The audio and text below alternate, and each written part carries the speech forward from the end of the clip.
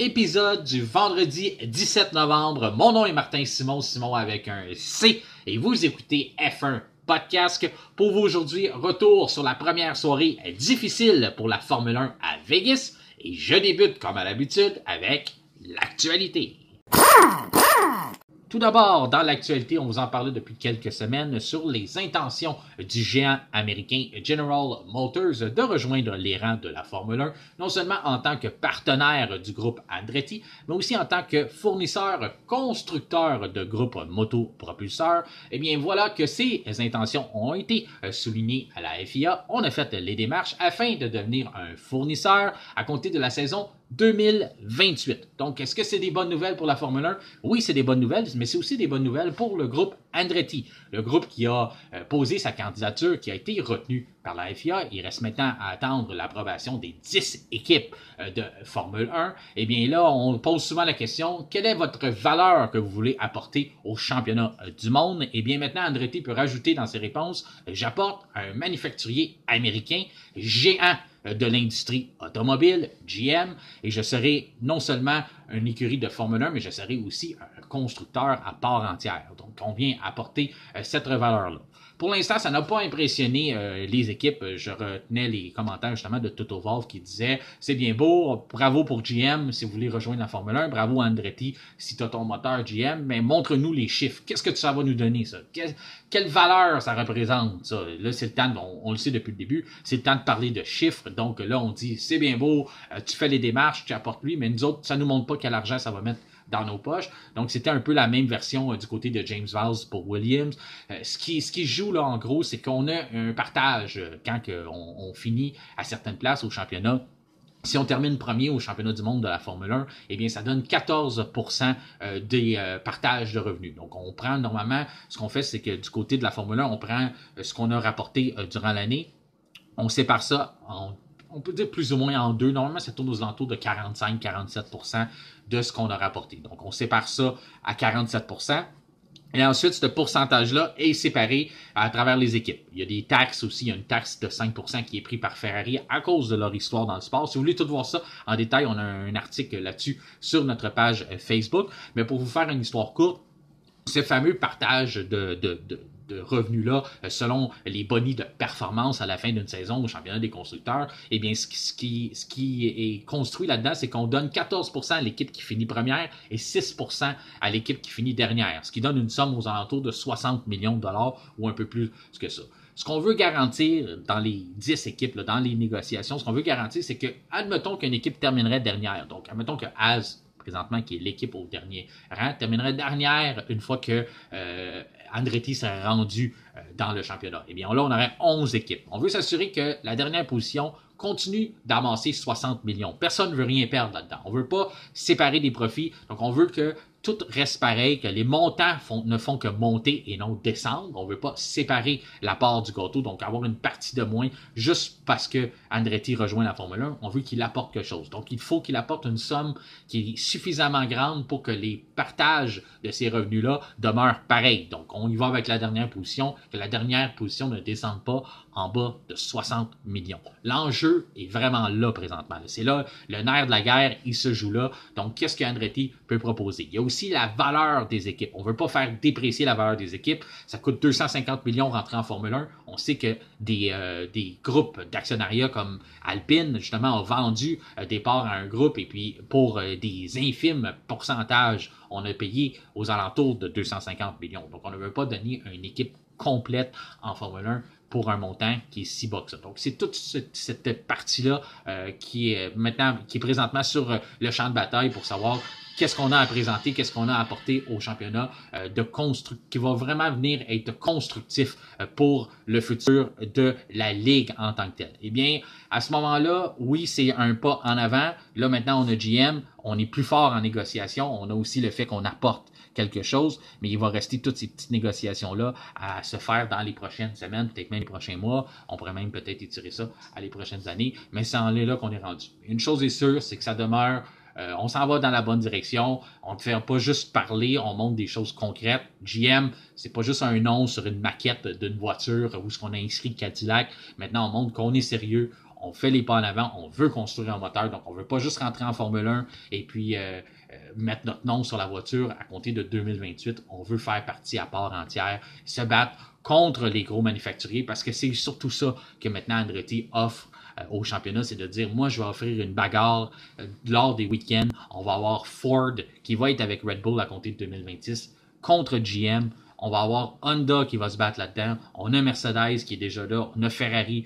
On va avoir Audi qui va joindre la parade en 2026. Donc, c'est ce qu'on veut proposer, de dire à compter de 2028, on va avoir un regroupement des grands manufacturiers automobiles dans le monde qui vont s'affronter lors des week-ends de course. Donc, c'est vraiment ça pour l'instant qu'on est en train d'appliquer sur le livret de vente, le livret de représentation du groupe Andretti. Parlant de vente et de valeur d'équipe, eh bien, la transaction qui a eu lieu, qui a retenu notre attention, bien sûr, et l'attention de bien des gens dans le monde de la Formule 1 et à l'extérieur, même dans le domaine économique, eh bien, c'est Lawrence Stroll, le milliardaire montréalais, qui a vendu des parts d'Aston Martin. Il en avait acheté il y a quelques semaines aussi. Il y en a bien qui se demandaient, là, des gens me posaient la question, pourquoi acheter des parts pour en revendre après? Ça ne fait pas de sens. Eh bien, il a acheté des parts et puis en vendant quelques-unes à un certain montant qui est très, un montant là, qui n'a pas été avancé encore, mais on parle de plusieurs centaines de millions de dollars. Donc, à ce moment-là, toutes ces parts, tout le reste de ces parts ont pris de la valeur aussi. Là, on parle qu'Aston Martin, qui était évalué aux alentours de 1,3 milliard de dollars américains, mais maintenant, on dit qu'il a dépassé le milliard de livres sterling. Donc, on continue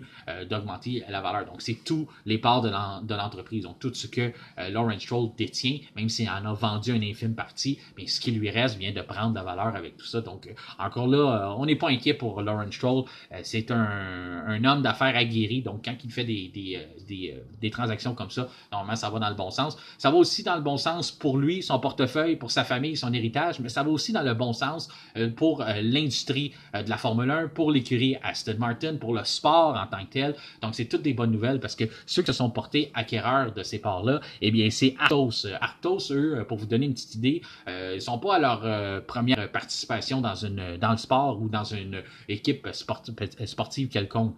On peut regarder, là, juste pour vous donner une idée, dans le baseball majeur, on détient des parts dans les Cubs, les Astros, les Dodgers, les Padres, les Giants. Donc, c'est déjà beaucoup. En MLS, on a des parts dans le Real Salt Lake. Ensuite, au hockey, dans la Ligue nationale, on a le Lightning, le Wild, donc on a des parts là-dedans. Et puis, dans le soccer ou le football européen, comme vous pouvez l'appeler, eh bien, on parle du Paris Saint-Germain. On a des parts de Paris Saint-Germain. C'est une équipe mythique dans le football européen. Donc, à ce moment-là, on a des parts un peu partout. Là. Ça, c'est juste une infime partie de tout ce qu'on a un peu partout dans l'industrie. On en a aussi en Premier League de soccer. Donc, on a des actifs pas mal partout dans le sport. Donc, on apporte cette notoriété-là. On apporte aussi nos connaissances. On apporte une structure à Aston Martin. Donc, on a le bras long. On peut faire de la publicité pas mal partout. Donc, encore là, c'est un pas de l'avant avec qu'est-ce que je vous expliquais il y a quelques minutes avec Alpine aussi qui a vendu des parts. On a vendu des parts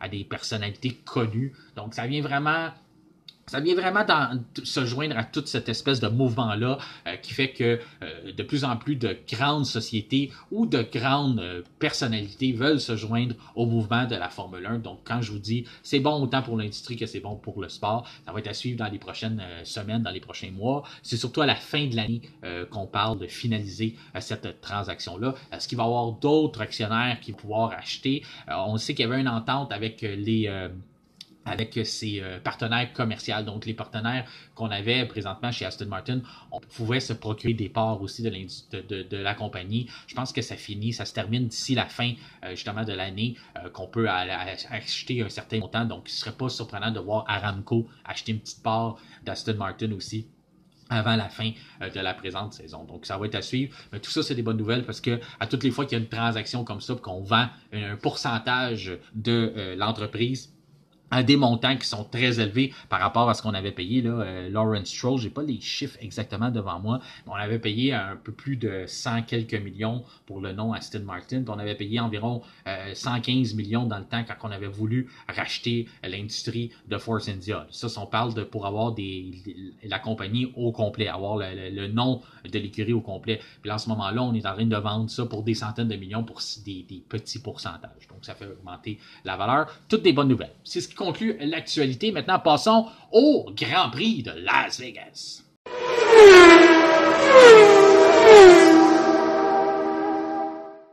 Et c'est parti pour le week-end à Vegas. Vous savez, la phrase le dit, ce qui se passe à Vegas reste à Vegas. Et bien, c'est peut-être ce que la Formule 1 aurait aimé pour la soirée de hier soir, ce que nous avons vécu, que tout ce qui s'est passé reste à Vegas et ne s'en va pas un peu partout dans l'univers de la nouvelle du sport. Parce que c'était pas très très beau ce qui s'est passé comme première soirée. On va en venir à ça. Mais tout d'abord, parlons de ce qui est positif, le paysage qu'on nous offre. Si vous avez eu la chance déjà de voir quelques images, eh bien, cette fameuse sphère à Vegas, là, qui est une conception incroyable, là, vraiment, ça gagne en popularité. Ça a déjà une renommée internationale depuis que ça a été inauguré en début d'année par le fameux groupe irlandais U2 qui a fait le premier concert. Eh bien, cette sphère-là, vous ne pouvez pas la manquer. Là, si je vous parle de ça, puis vous dites de quoi qu'il parle, c'est parce que vous n'avez pas encore vu d'image, parce que aussitôt vous allez en voir, vous allez faire « haha, ça c'est la sphère ». Parce que la sphère, elle fait 112 mètres de haut par 157 mètres de large et son enveloppe extérieure est composée de 1,2 million de lumières LED. Donc, on peut projeter à peu près n'importe quoi là-dessus, sauf la FIA a déjà mis des restrictions. Eh bien, on ne peut pas projeter de jaune, de bleu ou de rouge, bien entendu, parce que ces trois couleurs-là représentent les drapeaux en Formule 1. Si vous n'êtes pas familier avec ça, le bleu signifie tasse-toi de là, t'as quelqu'un de plus rapide que toi en arrière. C'est à peu près ça que ça veut dire. Le rouge, ça veut dire arrête ça tout de suite parce qu'il y a un danger. Et puis le jaune, ça veut dire lève le pied mon grand parce que il y a du danger en avant de toi. Fait que c'est un peu ça en résumé ce que je vous dis des drapeaux. Donc ces trois couleurs-là qui sont névralgiques pour le sport, on ne veut pas qu'ils soient projetés sur cette fameuse sphère-là parce que on veut pas affecter le réflexe de l'œil. Donc on utilise aussi des panneaux LED en bordure de piste, surtout dans un Grand Prix comme ça, qui est disputé de nuit, donc on est sous les réflecteurs. Donc à ce moment-là, on utilise les panneaux LED pour signaler s'il y a du danger en piste, pour signaler les couleurs que je viens de vous énumérer. Donc à ce moment-là, on ne veut pas distraire les yeux des pilotes et mettre du jaune en gros sur le panneau, puis qu'après ça, on pense qu'on a vu un drapeau jaune, qu'on lève le pied, puis que ce ne serait pas le cas, pourrait être dangereux. Parce qu'autant que c'est pratique de lever le pied quand il y a du danger sur la piste, si on lève le pied quand il n'y en a pas, ben, ça peut causer un accident aussi. Donc on veut protéger nos pilotes, donc c'est trois couleurs. Soyez pas surpris, là, par exemple, ça c'est seulement quand il va y avoir des voitures en piste, donc aussitôt qu'on va courser. Donc, pas obligé de m'envoyer un message. Si jamais vous voyez, ah! Elle était jaune, la boule. Ben oui, elle peut être jaune, mais pas nécessairement pas quand les voitures sont en piste. Mais j'ai déjà vu, je vais vous dire, j'ai déjà vu quelques moments où ça avait l'air d'être jaune, puis ça avait l'air d'être bleu à certains moments. Je ne sais pas si on n'avait pas encore compris l'information ou c'est simplement qu'on a jugé que c'était pas un bleu nécessairement assez clair, donc on a peut-être laissé quelques permissions à travers ça. Mais ça va être à voir lors du week-end. Mais tout ça pour dire, les images sont phénoménales. Ce qu'on est capable vraiment de projeter là-dessus, les présentations des pilotes. On a aussi, comme on a loué la sphère du côté de la Formule 1, donc on a vendu de la publicité aussi. Donc vous pouvez voir des fois le logo Mercedes passer. On a vu d'autres publicités aussi, des partenaires de la Formule 1 qui sont affichés. Donc ça donne des très très belles images tout au long du week-end, surtout des belles photos à voir. Donc j'ai bien hâte de voir comment on va être capable de l'exploiter tout au long du week-end. Il y a aussi les fameux garages que vous allez voir qui sont extrêmement impressionnants. C'est les plus gros dans le sport qui ont été construits, donc tous les plus gros à Vegas, on le sait. Mais à ce moment-là, on a construit ça. C'est gros comme 3 terrains de football, pour vous donner une idée, là, avec des lumières après ça. C'est vraiment impressionnant comme structure. C'est une structure qui est permanente, qui appartient à la Formule 1. Parce que ce qu'il y a de particulier avec ce Grand Prix-là à Vegas, c'est que le promoteur, vous êtes familier un peu ici à Montréal, on a un promoteur, on a Bell qui s'occupe du Grand Prix du Canada. Puis c'est ça. Puis on a des compagnies qui gèrent ça, mais c'est pas le cas à Vegas. À Vegas, c'est la Formule 1 elle-même qui est le promoteur de l'événement. Donc on a acheté un terrain immense, on a construit ce paddock-là qui va rester. Là, j'ai dit le mot qu'il ne faut pas dire lors du week-end, et j'ai dit que c'était un paddock. Mais ce mot a été banni pour le week-end à Vegas. Vous savez que c'est un mot qui est très couru dans le monde de la Formule 1, qui signifie, dans le fond, cette espèce c'est ça, où ce qu'il y a les garages, où ce qu'il y a même on appelle ça les paddock pass, donc les gens qui ont ces fameuses accréditations-là pour être dans l'univers des puits. Eh bien, à ce moment-là, on a décidé qu'à Vegas, on n'utiliserait pas ce nom-là pour des bonnes raisons. Et c'est concernant la fameuse fusillade qui avait eu en 2017, cet triste événement-là qui avait lieu. Donc, c'était le tireur s'appelait Stephen Paddock. Donc, on a décidé que ce mot-là rappelait des mauvais souvenirs, lui qui avait abattu 60 personnes et qui en avait tué plus de 800, qu'il en avait blessé plus de 867. Donc à ce moment-là, on veut pas ramener ces mauvaises mémoire-là. Donc, on a décidé que ce nom-là ne serait pas prononcé. Donc, on a changé, on est allé avec des alternatives, là, on appelle ça des suites, ou à ce moment-là, les aires luxueuses. En tout cas, il y a plusieurs termes qui ont été avancés, mais on n'utilisera pas le fameux mot qui est utilisé partout ailleurs dans le championnat. Pour ce qui est des mises à jour concernant les voitures, toujours accessibles sur notre page Facebook en détail, eh bien, c'est 3 écuries qui en ont emporté parmi les 10. On sait qu'on s'en va vers la fin. La plupart des écuries ont déjà complété leur mise à jour pour l'année. On veut seulement recueillir des données lors des 2 dernières courses. Mais il y en a encore quelques-unes d'entre elles qui veulent faire des tests, qui veulent pousser un peu plus loin, aller chercher d'autres informations afin de préparer la voiture de l'an prochain. Eh bien, parmi celles-ci, il y a Aston Martin qui a apporté quelques améliorations, il y a McLaren et il y a Alpine qui en a apporté plus que les autres. Alpine, on a aussi refait la configuration autour des freins à l'arrière pour réduire de plus en plus la traînée. Vous savez, Alpine, on a des difficultés sur la puissance moteur, donc on a misé tout au long de l'année sur réduire énormément la traînée. Donc, on veut faire le moins de restrictions possible. Donc, déjà qu'on a un déficit en performance, bien, on veut essayer de maximiser le gain, de minimiser, en gros, le gain de performance généré par le groupe motopropulseur en ayant une moins grande restriction dans le vent. Donc, on veut être plus aérodynamique, on veut vraiment réduire la traînée, on veut être capable de rouler très, très vite en ligne droite compensée pour ce manque de performance-là.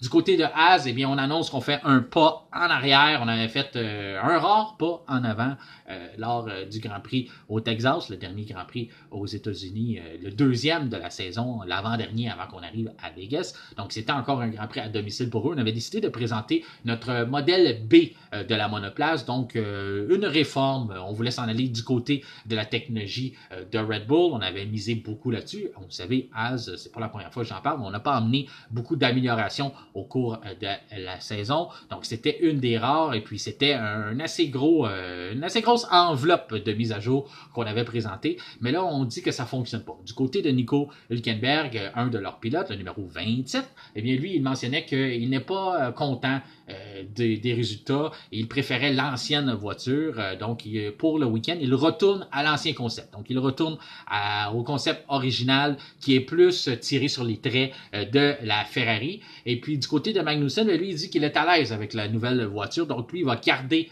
le nouveau concept, le concept qui est plus à l'effigie du concept Red Bull. Donc, à ce moment-là, ce qu'on va faire du côté de Gunther Steiner, directeur de l'écurie, disait qu'on allait recueillir des données un peu des deux, puis essayer de démêler ça, voir est-ce qu'on s'en va dans la bonne direction. C'est une mauvaise nouvelle en soi là, pour Haas. On aurait aimé ça que ça soit peut-être plus un coup de circuit, qu'on dise bravo, on a réussi une bonne voiture, on continue vers là pour 2024, parce que c'était ça qu'on voulait faire. On voulait s'enquérir d'informations, savoir si on s'en va dans la bonne direction. Là, on a comme divisé 50-50. On a un pilote qui dit oui, on a un autre pilote qui dit non, c'est pas bon du tout. À ce moment-là, c'est d'aller entre les deux. Mais ça vient un peu retarder encore le travail pour 2024, de voir que c'est pas nécessairement, comme je disais, un coup de circuit de dire on s'en va dans la bonne direction, on continue de développer là-dessus. On a encore des questions à se poser, on a encore des informations à recueillir avant de savoir vraiment si on prend la bonne direction pour la saison prochaine.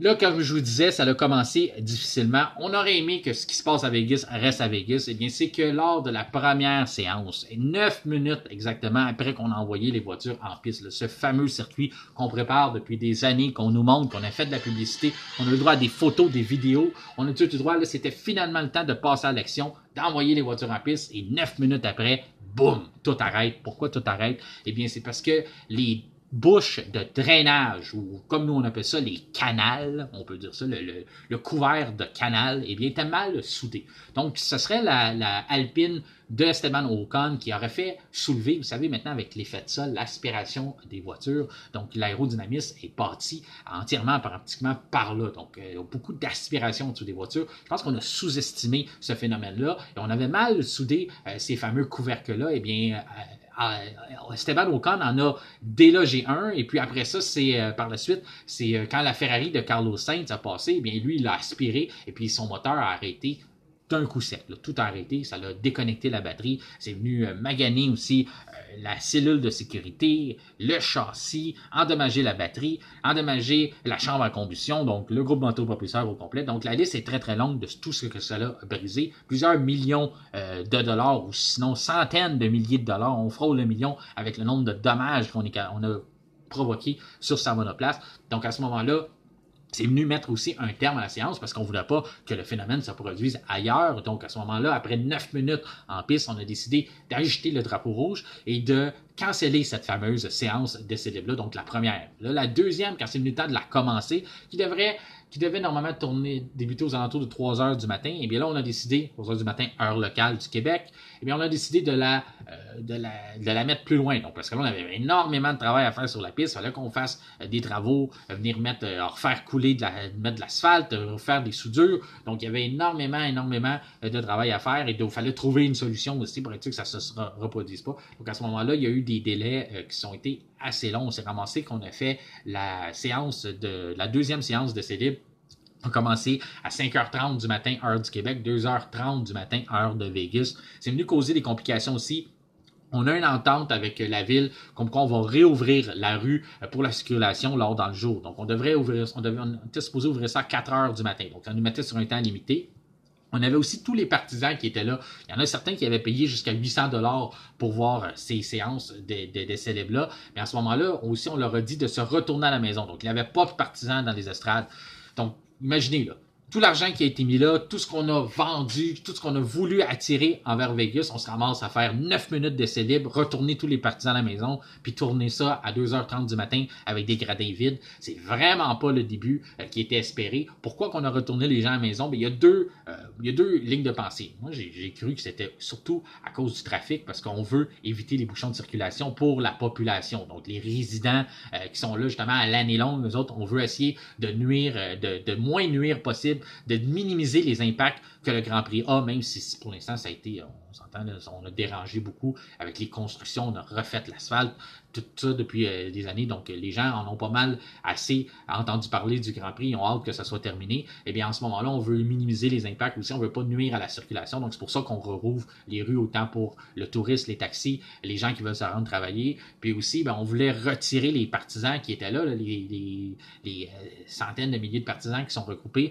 on veut pas que ça vienne causer du trafic en plus, donc c'est pour ça que moi je croyais à la base aussi qu'on avait décidé de le faire sans partisans. Il y a aussi la raison qui a été évoquée, selon quand on déchiffre un peu le communiqué qui a été envoyé, il y avait aussi des craintes pour la sécurité. Donc, peut-être qu'on avait encore, on n'était pas sûr à 100% qu'il n'y aurait pas encore une bouche d'égout qui serait balancée dans les airs. On ne voudrait pas qu'il y ait un blessé en tant que tel. Donc, quand on regarde un peu ce qui a été publié, donc on voit que oui, il y a des normes de sécurité aussi qui viennent s'ajouter aux raisons logistiques pourquoi on n'avait plus de parents les estrades. Ça pour dire, c'est venu un peu à ce mauvais départ-là, d'avoir personne qui était là pour contempler les Formule 1 qui roulaient pour la première fois sur de Vegas. En tant que tel, qu'est-ce qu'on a eu? On a eu que Frédéric Vasseur n'est pas content. Bien entendu, on a eu toute une conférence de presse de la FIA. Là, si vous n'avez pas eu la chance de voir ça, bien, il y avait Fred Vasseur qui était là, il y avait Toto Wolff, il y avait James Wolff et il y avait Zach Brown de l'écurie McLaren. Bien, l'intervieweur a décidé de poser la question en commençant à Frédéric. Je ne sais pas s'il n'était pas au courant de ce qui venait de se dérouler, mais j'ai de la misère à croire. Il a demandé comment tu trouves ça ton week-end à Vegas? Le gars, il vient de perdre une voiture, peut-être pour la deuxième séance de célèbre aussi. Il va être obligé de prendre des pénalités parce qu'il va endommager. Puis là, on lui demande comment tu trouves ça ton week-end à Vegas? Ben, je peux vous dire que la réponse n'était pas très, très amicale. Il a mentionné comme quoi qu'il trouvait que c'était inacceptable ce qui s'était passé, que ce soit aussi eux qui sont obligés de payer les dommages et de subir les pénalités. Et puis là, tu as Toto Wolff qui a voulu s'en mêler pour dire « Ah, ben là, il ne faut pas juste virer dans le négatif, puis tout ça. » Ce que j'ai trouvé un peu étrange de la part de Toto Wolff parce que, encore là, je comprends qu'il y a d'autres choses de positif alentour du Grand Prix, tomber juste dans le négatif, mais si c'est pas ta voiture là, qui vient de se faire endommager, là, si tu étais dans cette situation-là, tu es en train de revirer puis de nous faire comprendre que ça n'a pas de bon sens pour la sécurité des pilotes, la sécurité des choses, que c'est inacceptable, comme la réaction de Frédéric Vasseur. J'ai trouvé ça encore un peu étrange de la part de Toto. Sa réaction, là, c'est même fort un journaliste qui disait est-ce que c'est un œil au beurre noir pour la Formule 1, ce qui se passe là? Et puis là, il s'est fâché. En tout cas, il a balancé quelques mauvais mots par la suite, puis de dire comme quoi que c'était pas juste ça. Il y a des gens qui travaillent fort. On est là pour donner un spectacle. C'est juste un canal. Il n'y a personne qui regarde ça, les séances de pratique. En tout cas, c'était pas génial comme intervention, mais bon. Cette année, il nous a habitués à ça. c'est pas toujours les meilleures réactions de sa part. Et on s'en rappellera sa fameuse déclaration que les records, c'est juste bon pour Wikipédia. Puis là, il nous balance que les séances d'essai libre, il y a personne qui regarde ça. Bien, je suis pas sûr que Liberty Media était complètement content de son intervention. Oui, bravo de venir à la défense du sport, mais de dire que personne regarde nos séances d'essai libre, qu'on veut vendre à la télévision puis qu'on vend des billets pour que les gens puissent venir s'asseoir dans les gradins, ben, c'était peut-être pas la meilleure méthode. Mais James Valls a repris le relais, celui de le directeur de Williams par la suite pour minimiser un peu l'impact des mots de Toto Wolff, de dire que le reste du week-end risque de nous donner un spectacle qui va nous faire oublier la journée de vendredi, en l'espérant. Là, je vous parle un peu, bref, de ce qui s'est passé en piste. Eh bien, on n'a pas eu vraiment de réponse concrète parce que les écuries ont fait des différents essais. La séance numéro 3 risque de nous donner plus de réponses à ce qu'on cherche parce qu'il y a beaucoup de manque à cause des températures, il faisait beaucoup plus froid, mais il y a aussi la piste qui est dure. En cancellant la pratique, ben, c'est pas venu aider l'action. Les voitures, c'est ça, on recherche beaucoup à aller chercher beaucoup d'adhérence, on n'en a pas. On n'a pas cette confiance-là en virage. Les Ferrari semblaient les plus rapides. En ligne droite, les Mercedes répondaient bien. Les Red Bull étaient là aussi, même si on n'a pas vu nécessairement leur dominance qu'ils ont habituellement. Mais il va y avoir beaucoup de changements. On a vu que les voitures, on les a envoyées en piste, on est allé chercher des données. On va avoir travaillé toute la nuit ou toute la journée pour être capable de porter les ajustements nécessaires pour être plus compétitif dans la journée de aujourd'hui, dans le fond, dans la soirée aujourd'hui, pour voir ce qu'on est capable d'apporter. Donc, on risque d'avoir des temps plus compétitifs. Le temps était très lent aussi. Mais c'est toute une période d'adaptation et c'est ça. Les pilotes se plaignaient aussi qu'en virage, comme on a des grandes droites, on a enlevé tout ce qui est l'appui aérodynamique. Donc, on a voulu minimiser ça un peu comme à Monza à cause qu'on a les grandes lignes droites. Sauf qu'en virage, les voitures glissent beaucoup parce que on n'a pas cet appui-là pour nous garder, là, de venir appuyer la voiture en virage, on l'a pas. Donc, à ce moment-là, les voitures glissent beaucoup. Donc, ça va être un compromis à chercher de dire est-ce qu'on vient un peu sacrifier de la vitesse de pointe pour être plus agile en virage, être capable d'emmener plus de vitesse dans ces différentes courbes-là. Puis aussi parce que quand on va être en mesure de compléter des dépassements, il y a peut-être juste Verstappen qui en a essayé un là, au dépens de Charles Leclerc. On a vu un peu de compétition lors de la pratique 2, mais on voit que dans les emplacements où ce que les voitures pourraient être tentées de compléter un dépassement, mais c'est encore très glissant. Donc, ça va être intéressant de voir si on est capable d'ajouter un peu de gomme au cours de la pratique 3 et les séances de qualification, là, de voir qu'est-ce qu'on est capable de faire. Donc, on n'a pas encore énormément d'informations sur où on se dirige pour le Grand Prix de Vegas. Ce qui est certain, par exemple, que Carlos a pénalisé, ça vous a fait réagir beaucoup sur les réseaux sociaux.